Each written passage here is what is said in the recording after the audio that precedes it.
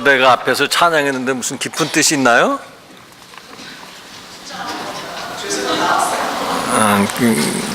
더 힘, 또 은혜를 더 끼치시게 하시려고 하신 것 같습니다. 아무튼 뭐 추석 명절이라 많은 분들 못 오니까 우리 또 어린이들도 또 오늘 예배를 드리고 또 그야말로 전화위복으로 좋은 것 같습니다.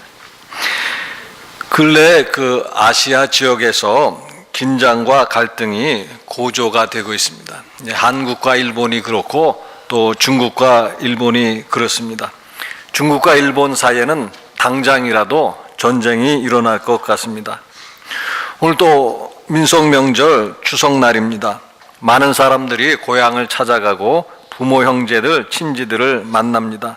그런데 이런 명절을 항상 기쁜 마음으로만 맞이하는 것은 아닙니다. 무거운 마음으로 명절을 맞이하는 사람들도 많이 있습니다. 그 이유 가운데 하나는 가족 간의 갈등이 있기 때문입니다. 금요일날 국민일보에는 이런 기사의 글과 사진이 실렸습니다. 한 교단의 모습인데요. 총회회관 한쪽에서는 총회장 취임 감사 예배를 드리고 또 다른 한쪽에서는 비상대책위원회 소속 목사님들이 총회장 불신임, 총무퇴임 이런 주장하면서 시위를 하고 있었습니다.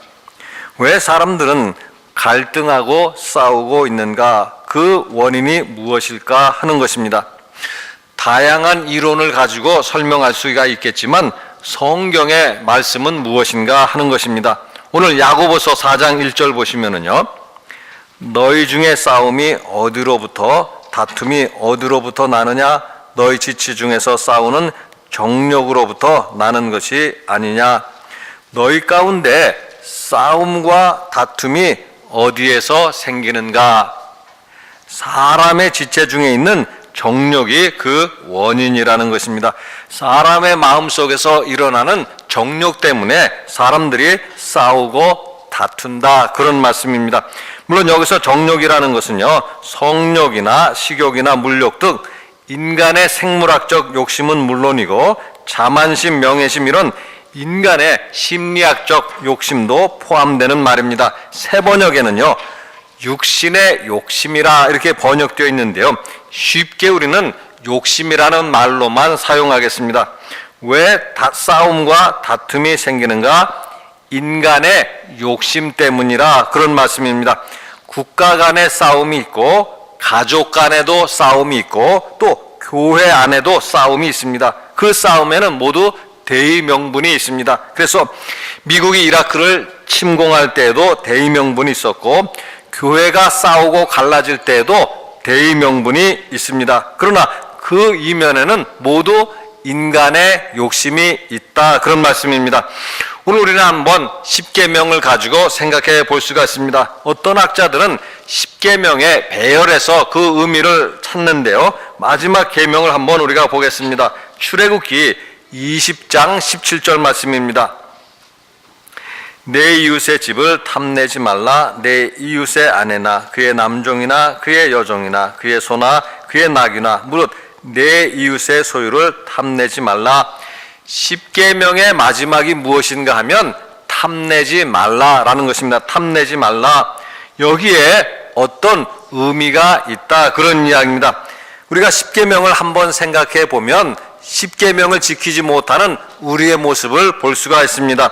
하나님을 섬기지 못하고 또 안식일을 거룩하게 지키지 못하고 또 부모를 공경하지 못하고 살인하고 간음하고 도적질하고 이웃에게 거짓 증인을 합니다. 또 그 이유가 무엇인가 하는 것입니다.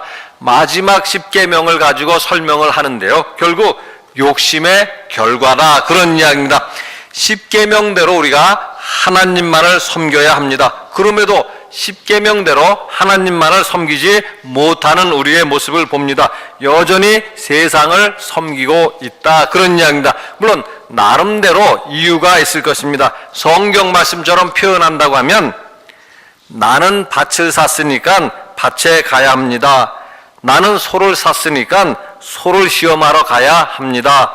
나는 장가 들었으니까 아내에게 가야 합니다. 이렇게 말할 수 있다. 그런 이야기입니다. 그런데 성경은 그 이유가 무엇인가 하면 결국 욕심이라는 이야기입니다. 아직도 욕심을 버리지 못하고 있기 때문에 하나님만을 섬기지 못하는 것이다. 그런 뜻입니다. 가족 간의 갈등과 싸움도 마찬가지입니다. 왜 가족 간의 갈등이 생기고 싸움이 일어날까? 곰곰이 생각해 본다면 그 대답도 마찬가지로 욕심으로 인한 것이다. 그런 이야기입니다. 잠언 17장 1절 보시면은요, 마른 떡 한 조각만 있고도 화목하는 것이 제육이 집에 가득하고도 다른 것보다 나으니라. 이 말씀을 우리가 이렇게 생각해 볼 수도 있습니다. 이런 시각으로 이 말씀을 볼 수가 있는데요. 어떤 가정에서 다툼이 일어나기 쉬운가 하는 것입니다.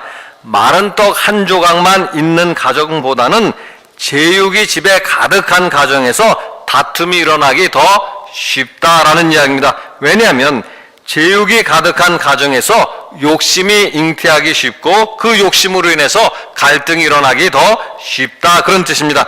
그래서 오늘 야고보서 4장 2절에 보시면은요, 너희는 욕심을 내어도 얻지 못하여 살인하며 시기하여도 능히 취하지 못함으로 다투고 싸우는도다. 너희는 욕심을 내어도 얻지 못하여 살인하며, 욕심을 부리다가 얻지 못하면 어떻게 하는가? 살인한다. 그런 이야기입니다. 살인하는 동기도 결국 욕심이라 그런 뜻입니다. 이런 욕심을 아마 가장 잘 볼 수 있는 것이 정치 세계일 것입니다. 사람들은 권력에 대한 욕심을 가지고 있습니다. 그 욕심으로 인해서 일어나는 일들이 무엇인가 하는 것입니다. 한국 현대사 속에도 많은 것들 가운데 하나가 의문사라 하는 것이 있습니다. 의문사라는 것은 사망한 원인을 잘 모르는 죽음을 가리켜서 의문사다라는 이야기인데요. 그 의문사 이유가 뭔가 하면 대부분이 권력의 욕심으로 생긴 것들이다. 그런 이야기입니다. 권력뿐만이 아니라 재물의 욕심에서 오는 비극에 대해서도 우리는 너무나도 잘 듣고 있습니다. 심심치 않게 자주 듣는 그런 소식 가운데 하나가 뭔가 하면 보험금을 타려고 남편이나 아내를 죽였다, 이런 소식들입니다. 욕심으로 인해서 인간이기를 포기하고 살인까지 하는 사람들의 모습을 우리가 보고 있다. 그런 이야기입니다. 그런데 그런 욕심은 정치와 경제 분야에만 영향을 미치는 것이 아니라 우리의 신앙생활에도 영향을 미친다. 그런 말씀입니다. 그래서 앞에 말씀드린 것처럼 하나님만을 섬기지 못하는 이유도 무언가 하면 결국 욕심 때문이다. 그런 말씀입니다. 열왕기상 8장 61절 보시면은요, 그런즉 너희의 마음을 우리 하나님 여호와께 온전히 바쳐 완전하게 하여 오늘과 같이 그의 법도를 행하며 그의 계명을 지킬지어다. 우리는 마땅히 우리의 마음을 하나님께 온전히 바쳐야 한다. 그런 말씀입니다. 그럼에도 우리의 모습을 보면 우리의 마음을 온전히 바치지 못하고 있습니다. 그 이유가 무엇인가 하는 것입니다. 열왕기상 8장 61절에 대한 대답은 마가복음서 4장 18절에서 19절 말씀입니다. 또 어떤 이는 가시떨기에 뿌려진 자니 이들은 말씀은 듣기는 하되 세상의 염려와 재물의 유혹과 기타 욕심이 들어와 말씀을 막아 결실하지 못하게 되는 자요. 씨가 가시떨기에 떨어지면 가시떨기의 기운으로 인해서 씨가 결실하지 못합니다. 그러면 가시떨기가 무엇인가 하는 것인데요, 세상의 염려와 재물의 유혹과 기타 욕심이 들어와, 여러분 성경을 이제 가만히 잘 살펴보시면 여기에서 대답을 얻을 수 있습니다. 세상의 염려와 재물의 유혹과 기타 욕심이 들어와, 기타 욕심이 들어와, 이 말씀은요, 세상의 염려와 재물의 유혹도 결국 욕심이다. 그런 이야기입니다. 왜 세상의 염려를 할까? 욕심이 있기 때문이다라는 것이고, 왜 재물의 유혹을 받는가? 욕심이 있기 때문이다. 그런 이야기입니다. 욕심이 우리의 마음을 방해하는 것이고, 욕심이 우리의 마음을 차지하게 되면 우리의 마음을 온전히 하나님께 드릴 수 없다. 그런 이야기입니다. 그래서 하나님과의 관계가 파괴되는 것이고 결국 사람들과의 관계도 파괴되는 것이다. 그런 이야기입니다. 따라서 하나님의 관계뿐만 아니라 사람과의 관계뿐만 아니라 하나님과의 관계를 회복하기 원한다면 우리는 욕심을 멀리하고 욕심을 버려야 된다. 그런 이야기입니다. 특별히 이제 그것을 기도 생활을 가지고 우리가 생각해 볼 수가 있는데요. 오늘 야고보서 4장 3절에 보시면은요. 구하여도 받지 못함은 정욕으로 쓰려고 잘못 구하기 때문이라.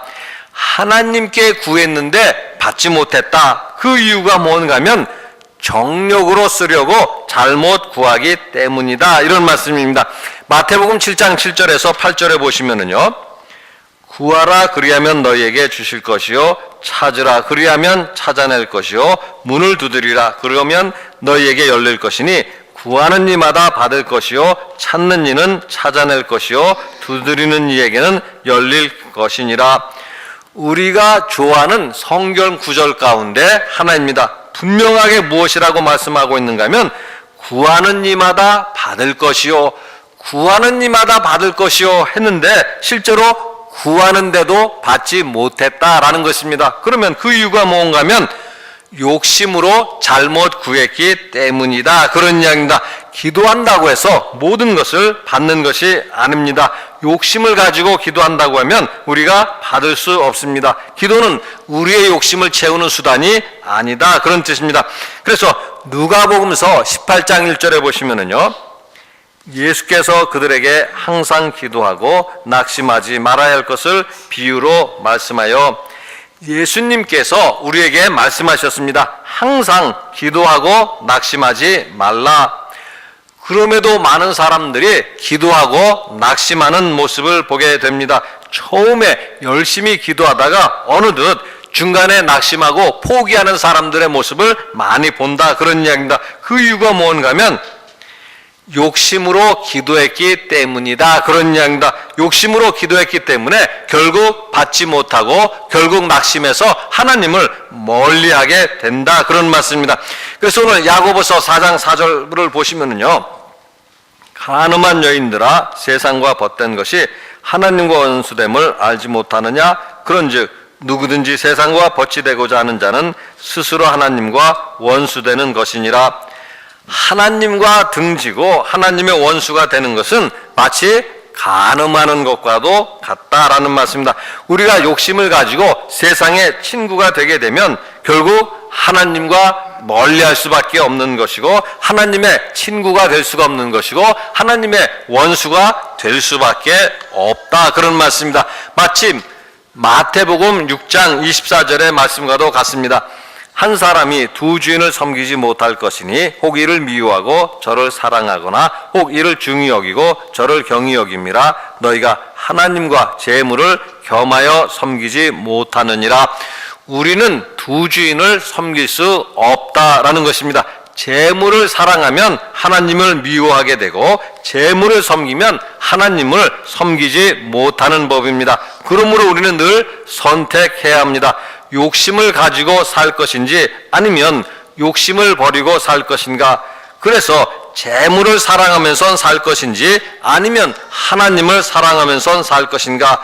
그래서 사람들과 싸우며 살 것인지 아니면 사람들과 화목하고 또 하나님과도 화목하며 살 것인가 하는 것입니다. 우리 그리스도인들은 사람의 욕심으로 사는 것이 아닙니다. 사람의 욕심은 우리로 하여금 늘 사람들과 싸우게 만들고 하나님을 멀리하게 만드는 것입니다. 우리 그리스도인들은 하나님의 은혜로 사는 사람들입니다. 하나님의 은혜로 살고자 한다면 세상의 친구가 되어서 욕심으로 살아서는 아니 될 것입니다. 사람의 욕심은 날마다 십자가에 못 박아야 할 것입니다. 사람의 욕심을 날마다 십자가에 못 박을 때 하나님의 은혜가 우리 가운데 충만할 것이고 우리는 하나님의 친구로 살아갈 수 있을 것임을 오늘 말씀 우리에게 가르쳐 주시고 있습니다. 같이 기도하시겠습니다. 사랑의 하나님, 하나님 은혜를 감사를 드립니다. 오늘도 저희들을 사랑하셔서 하나님 앞에서 예배드리게 하심을 감사를 드리고 이 시간에도 은혜 베풀어 주심을 감사를 드립니다. 하나님의 은혜가 저희의 마음에 충만케 하여 주셔서 세상에서 오는 시험과 유혹들, 특별히 욕심을 멀리할 수 있게 하여 주시고 또 우리 하나님을 날마다 가까이 하며 살아가는 저희가 다 될 수 있도록 도와주시옵소서. 감사드리며 우리 주 예수 그리스도 이름으로 기도드리옵나이다. 아멘.